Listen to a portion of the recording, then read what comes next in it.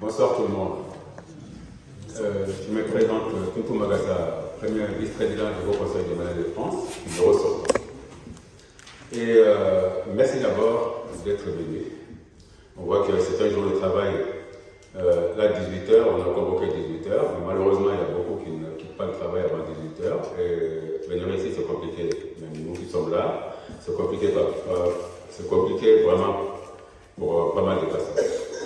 Alors, moi, je vais quand même aller sur les informations que je dois donner pendant que j'étais à Bamako, parce que moi-même j'étais à Bamako, je suis le témoin populaire sur l'arrestation de notre président Demba Diabira, qui ne doit pas être là où il est aujourd'hui, parce que tout simplement, il y a un complot organisé concernant le bureau de Demba Diabira. C'est pas Demba Diabira seulement, il est à la tête de la structure.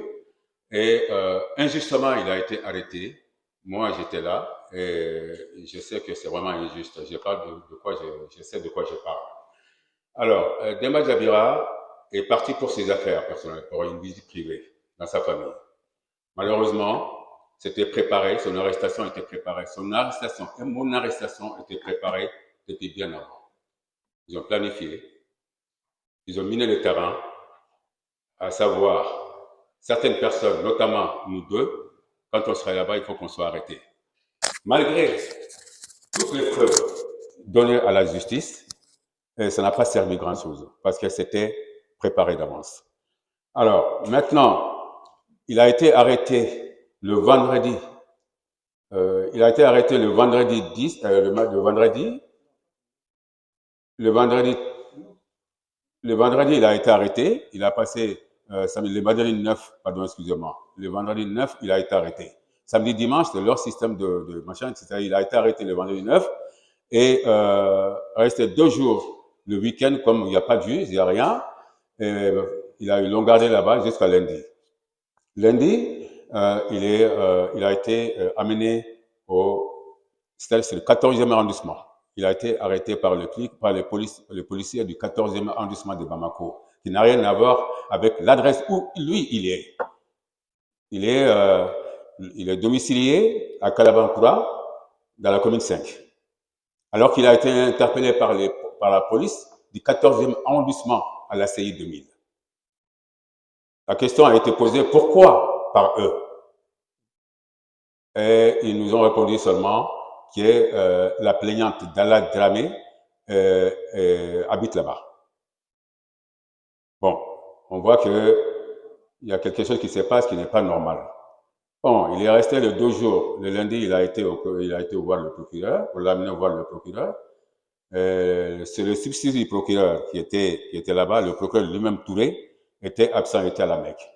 Le substitut du procureur s'est dessaisi du dossier à laisser à la disposition d'un juge d'instruction. Donc, ça veut tout dire.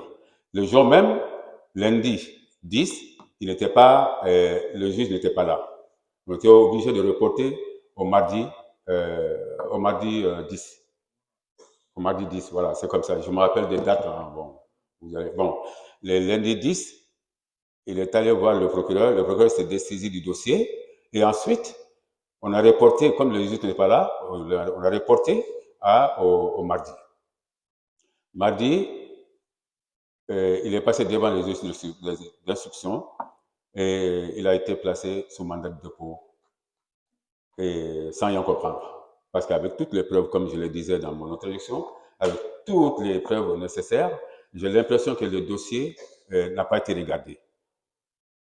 Il y a un document qui a été envoyé par le grand frère Haruna Kamara et Alassane Keita, parce qu'il a accusé les trois chefs d'accusation sont usurpation d'identité, usurpation de titres et passation de détournement de fonds de la commission. Voilà. Refus de faire la passation de pouvoir. Leur problème, c'est ça, le truc. C'est la passation de pouvoir. Ce sont les 3 chefs d'accusation. Alors, en fin de compte, c'est que nous avons compris, je ne veux pas aller trop loin, c'est que le droit n'a pas parlé.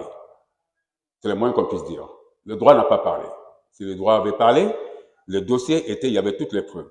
Une attestation, comme j'avais dit, venant qu'ils ont envoyé Alassane Keita et Aruna Kamara. Cette attestation, ils ont dit que ces deux personnes sont complices de Demba. Ça veut dire qu'ils veulent rien savoir. Ce sont des complices. C'est-à-dire un témoin qui se présente, ils disent qu'il est complice de Demba. Le jour d'aujourd'hui, il y a Demba Jabira qui est là. Faisons tout pour le sortir de cette situation. Mobilisons-nous. Ne pas faire de faux pas. Ne pas accuser qui que ce soit. On sait très bien que, comme je le disais, le droit n'a pas parlé. Alors, qu'est-ce qu'on doit faire? Alors, moi, après son occupation, son incarcération, beaucoup de voix se sont levées pour que je puisse quitter Bamako. Dans un premier temps, j'ai voulu jouer à la cabro. J'ai dit, je ne bouge pas parce que je n'ai rien fait. Et jusqu'à la dernière minute, le mardi de son arrestation, le soir, 22h, quelqu'un m'a même appelé de dire, même si je n'ai pas de billet, qu'il m'envoie un billet que je puisse sortir de Bamako aujourd'hui même. Bon, j'ai dit ça va trop, parce que ça risque de compliquer les choses pour nos compatriotes qui veulent nous aider. Alors, j'ai estimé que, même pour aider Demba, il n'y a pas ma place là-bas. Je ne pourrais pas l'aider. Alors, étant ici, je pourrais peut-être l'aider. Sûrement même. Voilà pourquoi j'ai jugé nécessaire de quitter Bamako à 2h du matin, prendre mon avion à l'aéroport et venir ici le mercredi matin. Bon, moi, ce que je veux dire, ils ont menti trop dans les dossiers qu'ils ont montés là-bas. Ils ont miné le terrain. Dalla Dramé et comment dirais-je, ces hommes de main, on peut dire ça comme ça, ces parents qui sont ici et là-bas, il faut les dénoncer. Les masques sont tombés. Les masques sont tombés. Ce n'est pas Dalla seulement qui peut faire ce travail-là. Il y a des hommes de main là-bas qu'on appelle ses parents. Alors, qu'est-ce qu'il faut faire? Parce que c'est politisé. Le Haut Conseil a perdu tout son sens. On n'a pas besoin de ça. On a eu affaire à des problèmes au sein du Haut Conseil. Les anciens sont là, ils peuvent témoigner. On a toujours eu des problèmes, mais on a toujours su arranger entre nous ici. On a toujours su arranger entre nous ici. Mais depuis que les politiciens, certains politiciens se sont mêlés de l'affaire pendant l'élection, moi, Tinto Magassa, je l'ai dit à qui voulait l'entendre, j'ai dit, le Haut Conseil va perdre son sens. Effectivement, on est dedans aujourd'hui. Aujourd'hui, je ne vais pas aller trop loin. Je sais que Demba Jabira a besoin de sortir de là. Là où il est aujourd'hui, il n'y a pas une heure, je l'ai eu au téléphone. Je sais comment il est. Il a le moral vraiment très bien. Mais on ne peut pas... la manière dont il parle, c'est bien. On l'a mis dans de bonnes conditions. On s'est débrouillé pour le mettre dans de bonnes conditions. Parce que là-bas, les dignitaires ont des droits aussi là-bas. Donc, on l'a mis dans de bonnes conditions. Mais ces bonnes conditions ne sont pas avant sa libération. Il faut qu'il soit libre. Il n'est pas libre de ses mouvements. Il peut peut-être dormir dans une chambre. Il peut peut-être manger comme il veut, plus que les autres qui sont là-bas, qui n'ont pas cette chance. Mais sa place n'est pas là-bas. Sa place est là. Alors, libérons Demba Jabira. Il n'y a que nous qu'on peut plaider pour sa libération. Alors, cette affaire ne doit pas être jugée à Bamako. Si on est dans un état de droit, cette affaire n'a pas sa place à Bamako.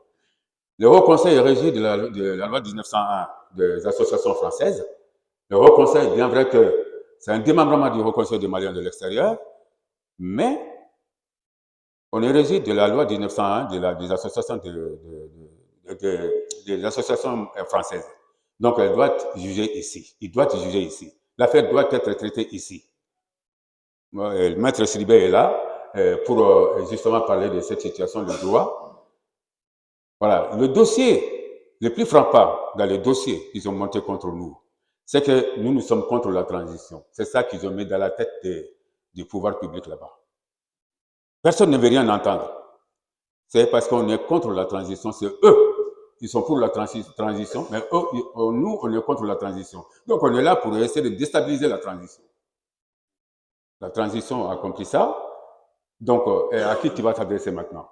C'est pourquoi j'ai dit ils ont miné le terrain. J'ai beaucoup de choses à dire, mais je vous ai donné les éléments en tout cas, qui pourront vous, en tout cas, vous faire comprendre des choses et comment nous devons défendre notre président pour qu'il sorte de cette situation. Merci beaucoup. Après les questions, on pourra développer peut-être ce que je viens de dire. Merci beaucoup.